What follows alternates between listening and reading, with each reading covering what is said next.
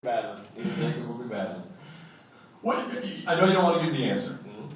I don't know the answer. You don't know the answer. No. What? How did they leave the spring game? What were your feelings about the two of them and heading into August? Very excited about how they handled the pressure of going out there in those situations. Of course, James played extremely well, but Jacob played very well too. Had 2 or 3 little plays, and you grow and make adjustments, and he dealt with the adversity very well, which I was very happy to see. But very proud of where those guys are. I think they both have a great knowledge of our offense. I think they both understand what they're capable of physically, and now the thing is, can you do it consistently? And that's what I want to wait and see. I want to see how they handle fall camp. I've seen springtime heroes, fall time, and when fall comes, it doesn't work that way. I don't think this is the case. I think both guys will continue to progress, but I want to see who can stay consistent throughout that whole process. Is there a date, a drop dead date? You don't have a name myself. No, there's not. I'll know when it's. As I say, most of the time, shouldn't have to tell. If it goes like you want it to go, they'll tell you. You won't have to have a date. You'll know. We have questions now. Dan Tortora, DTB Media, and Coach, looking at the addition of Syracuse and Pittsburgh, you'll play them both in this first season. What are your thoughts on them coming in? I'm excited about it. They have great football tradition, great history. It's different parts of the country. It's a different venue. We have to go on the road to one of them, and of course the opener, and then Syracuse will come down to us and invite we'll I guess swap that favor the next year or whatever. But I think new teams, new venues, it brings excitement to the league. I'm very excited for them. Coach Jim Connors from News 14 Carolina and Time Warner Cable. You had major staff turnover, yet you brought some high-profile, seasoned veteran coaches in. So talk about the process of getting up to speed quickly and plugging in all those holes you had. Well, I think the big thing was that we were excited. Everybody else got promotions, they got coordinator jobs, they got head jobs we were excited about. But the guys I brought in, I had a lot of history with. I've known Jeremy for 10 or 12 years. Sal and I have coached together. Charles Kelly and I have coached together, been on staff together, been trying to get him on staff for a long time. Randy has been in the league. We've talked a lot of times in the off season. Actually, the year before, they come down and visit us, talking ball.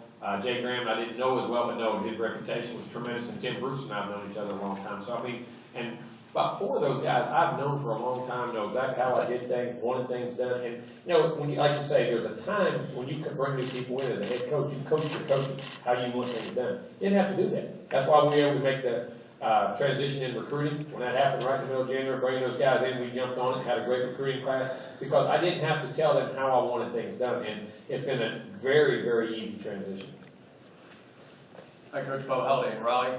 Look, see a lot of familiar names in your offensive line. None in the offensive backfield. Do you subscribe to the theory that it's easier to replace, to bring new people into the backfield than it is in the skill positions in the offensive line, particularly with the type of skill players that you historically recruited for? It has, but if you look at the backfield, James Wilder had over 500 yards, and Freeman both had over 500 yards, and both have started the last 2 years, multiple games, and James was the MVP of the ACC championship, and Freeman's had, come in when Chris got hurt down in Miami and jumped out and scored had 2 touchdowns, had about 75, 80. Those guys have all played. So everywhere on offense, there's tremendous, all the linemen are back, everybody started. But to answer your question before I go too far with that is, yes, I think it's more important up front because the cohesiveness, the communication, I think it's a little different.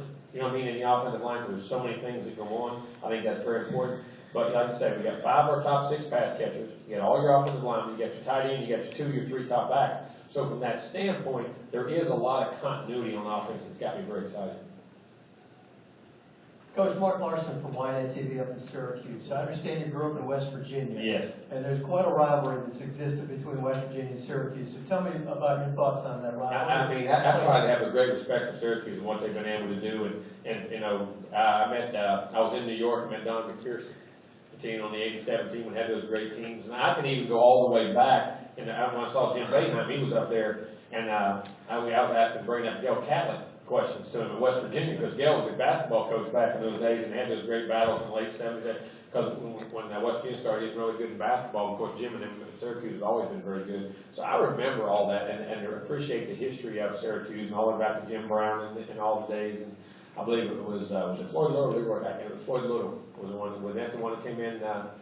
Was that also the tailback there? And also there on the great traditions and histories of Syracuse. And, you know, I had great respect for them. And then all the way, of course, to Donovan McNabb and then all the way through it. And they've always had great players, they've always had great programs.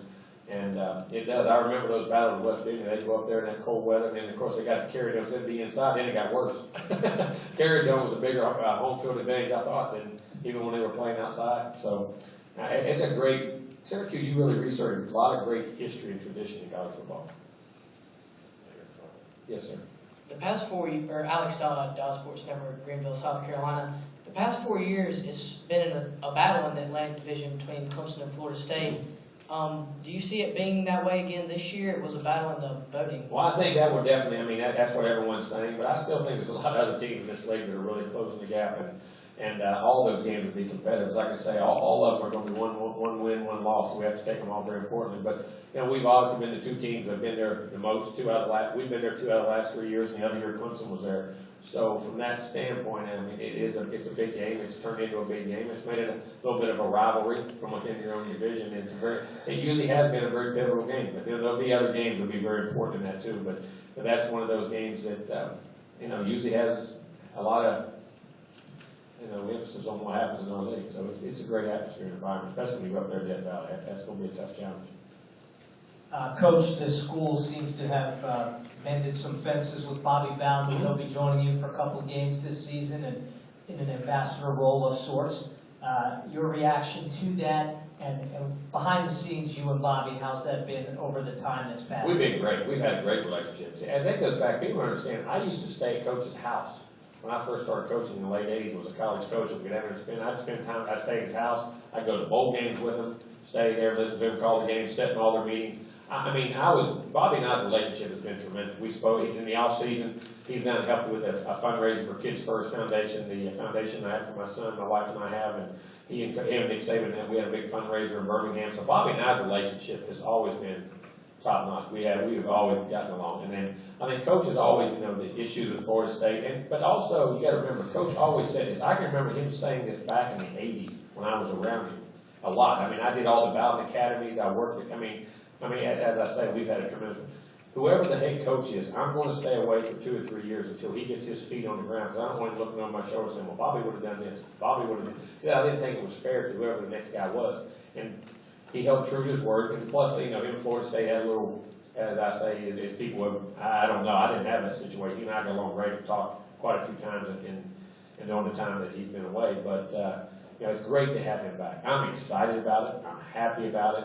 And I think that, Florida State can show true appreciation for what he did for Florida State University and put it on the map and make the program in which I've been fortunate enough to take over, and we've been able to build that thing back. And, I think it's a great thing for Coach Bowden. I think it's great for Florida State, and I think it's great for college football.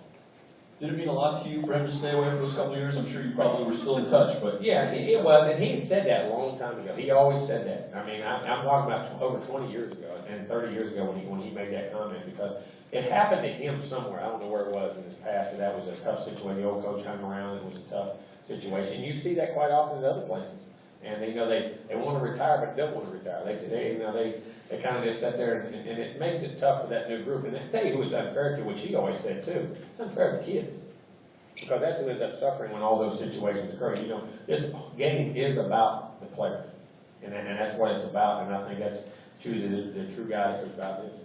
Were you guys in touch over the first couple of years after you took over? Yeah, we spoke quite a lot. Whenever he was speaking. He's been speaking everywhere across the country, a couple 100 times a year, I believe. But we bumped into each other, talked, had conversations quite a few times. I think this will be my first special teams question I've done in the last couple of days. You had a weapon like no other, Dustin Hopkins. How does that change your coaching, your game plan, to not have a guy you can hit from 50 yards time after time? We've got one. We've got one. So Roberto Arguello, we got a kicker now who his leg strength is the same. And I actually signed him. They usually have one kicker on scholarship at the time. I signed him a year early and had 2 kickers on scholarship. One, I know I wouldn't sign a better one. And 2, I want him to study Dustin and how he prepared himself mentally, physically, and his routines that he went through. And I'm not trying to put pressure on him. Roberto's an extremely talented guy. In our spring game, he had 2 42s, 37, a 52, and a 58.